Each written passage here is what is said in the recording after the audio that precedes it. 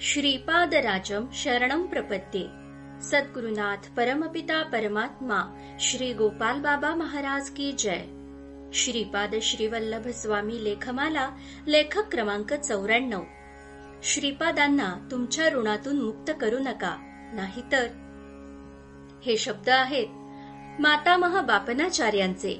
आपली मुलगी सुमती अम्मण्णी आणि जावई अप्पलराज शर्मांना बापनाचार्य इशारा देत आहेत की तुमच्या ऋणातून श्रीपादांना मुक्त करू नका। सुमती अप्पलराजांचं कोणतं कर्ज आहे श्रीपादांवर? सुमती अप्पलराज पूर्व जन्मात सुशीला विष्णुदत्त होते आणि साक्षात दत्तप्रभू त्यांच्याकडे अन्न स्वीकारत होते। त्या कर्जाची परतफेड करायला दत्तप्रभू हे श्रीपाद श्रीवल्लभ रूपात सुमती अप्पलराजांचे पोटी आले। परंतु सुमती मातेला अंगावर श्रीपादांना पुरेसे दूध नाही। घरी गाय आहे, पण ती फक्त कालाग्नी शमन दत्ताच्या पूजेतील नैवेद्यासाठी दूध देते आणि बाकीचे आपल्या वासराला पाजते।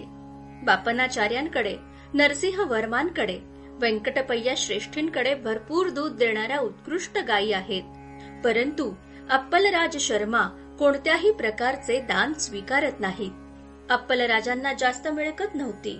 ते फक्त वर्मा आणि श्रेष्ठी यांच्या घरी पौरोहित्य करत, पण जास्त दक्षिणा आली तर परत करत। ते आपले सासरे बापनाचार्य यांचेकडूनही काही स्वीकारत नसत। कालाग्नी शमन दत्ताच्या नैवेद्यासाठी ठेवलेले दूध श्रीपाद गुपचूप पिऊन टाकत। त्या दिवशी अप्पलराज फक्त गोळाचा नैवेद्य दाखवून स्वतः काही खात नसत। त्यामुळे सुमती माता देखील काही खायच्या नाहीत। अशाने अंगावर दूध कसे येणार, असा पेच प्रसंग चोहो बाजूंनी वेढलेला होता।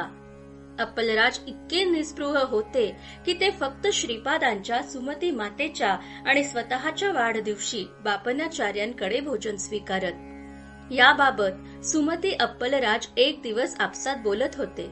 सर्व मोठी मंडळी सांगतात की श्रीपाद हा दत्त अवतार आहे, तर मग त्याच्या जन्माच्या आधीपासूनच आजवर इतक्या विचित्र घटना का घडतात? तो जर दत्तावतार आहे तर घरच्या गायीनेच भरपूर दूध दिले असते किंवा आईलाच भरपूर दूध असते। मोठे भाऊ श्रीधर राजचं आंधळेपण आणि रामराजचं अपंगत्व श्रीपादाने दूर करावे असं सांगून अप्पलराज दान स्वीकारण्याचे आपले नियमांचे उल्लंघन करायला तयार नाहीत। म्हणजे या पेच प्रसंगात श्रीपाद स्वतःहून मार्ग काढत नाहीत आणि वडील अप्पलराज देखील नियमांपासून मागे हटायला तयार नाहीत व पर्यायाने श्रीपादांच्या दत्तावतार असण्यावर प्रश्नचिन्ह कितीही नाही म्हटलं तरी उभं राहिलं। साहजिकच हा प्रश्न बापनाचार्यांकडे पोहोचला। श्रीपाद हे दत्त आहेत, हे श्रीपाद जन्मण्यापूर्वीच महालय अमावस्येला अवधूताने सुमती मातेच्या हातून भिक्षा स्वीकारणे, गर्भावती असताना सुमती मातेला दिव्य दर्शने, दृष्टांत होणे, यावरून बापनाचार्यच सांगत होते की येणारं बालक दत्त आहे। बापनाचार्य सर्वार्थाने आणि सर्वांगाने वरिष्ठ होते हे अप्पलराज देखील मान्य करत। हा विषय जेव्हा बापनाचार्यांकडे पोहोचतो तेव्हा ते खुलासा करतात, श्रीपादांनी तुझ्या मुलांना त्यांच्या अंगदोषातून विमुक्त केलं तर तुमच्या कुटुंबाशी असलेले श्रीपादांचे ऋणानुबंध संपतील। ऋण विमुक्त दत्त मग तुमच्याकडे पुत्ररूपाने राहणार नाही। ते जगद्गुरु लोकोद्धारासाठी घरातून निघून जातील। त्यामुळे चुकून सुद्धा तू श्रीपादांना तुझ्या मुलांचे अपंगत्व दूर करायला सांगू नकोस। सर्व गोष्टी कालाधीन असतात आणि तो काळ श्रीपादांच्या अधीन आहे। श्रीपादांनी मनात आणले तर भरपूर दूध येईल, पण त्यामुळे श्रीपादांचे व तुझे ऋणानुबंध संपणार। ऋणविमुक्त दत्तप्रभू आपल्या कुटुंबापुरते सीमित न राहता विश्वगुरुत्व स्वीकारून घरातून निघून मग जातील। श्रीपादांच्या संकल्पांनी तुमच्या घरची गायच भरपूर दूध देऊ शकते। ती अशा विचित्र प्रवृत्तीची नसती तर ती समस्याच आली नसती। म्हणून तू थोडा वेळ धीर धर, ही विषम समस्या दत्तच आपल्या संकल्पाने सोडवतील। खरं तर हे सूक्ष्म विश्लेषण बापनाचार्य फक्त सुमती अप्पलराजांसाठी करत नसून ते तमाम सज्ञान, अज्ञान अशा सर्व दत्त भक्तांसाठी करत आहेत। बापनाचार्य सरळ सरळ सांगत आहेत, श्रीपादांना काही मागू नका, त्यांना काही सांगू नका, नाहीतर ते तुमच्या ऋणातून मुक्त होतील व तुमचा त्यांच्यावर जो प्रेमाधिकार आहे तो राहणार नाही. तुमच्या समस्या काळाच्या अधीन आहेत आणि हा काळ श्रीपादांच्या अधीन आहे. श्रीपादांना तुमच्या समस्या समजत नाहीत, त्यांच्यापर्यंत त्या पोहोचत नाहीत असं समजू नका. सर्व माहिती असूनही, सर्व कळूनही काहीच कळू न देणे हीच त्यांची लीला आहे. त्यामुळे त्यांना वाटते त्या योग्य वेळी, योग्य स्थळी तुमच्या समस्या सुटतील. पण आज किरकोळ समस्यांसाठी श्रीपादांना दवडू नका.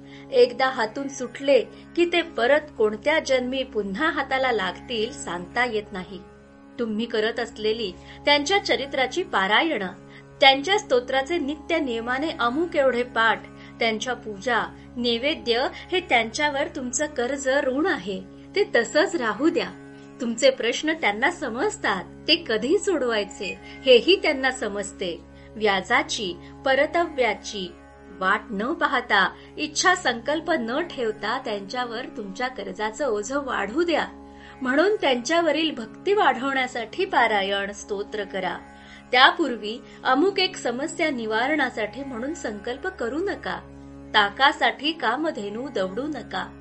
आई वडिलांनी श्रीपादांना सांगितलं असतं तर मोठ्या भावांचं अपंगत्व त्यांनी त्या क्षणी दूर केलं असतं. पण पुढील जन्मी समर्थ रामदास व श्रीधर स्वामी पदास ते भाऊ मुकले असते. त्यामुळे काय द्यायचे ते श्रीपादांनाच देऊ द्या.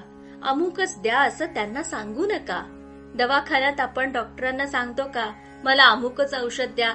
नाही, कारण तो प्रांत वैद्यकीय शास्त्राचा आहे. तुम्हाला काय आजार आहे आणि त्यावर रामबाण औषध कोणते हे डॉक्टर जाणतो. डॉक्टर कधी गोड औषध देतो तर कधी कडू.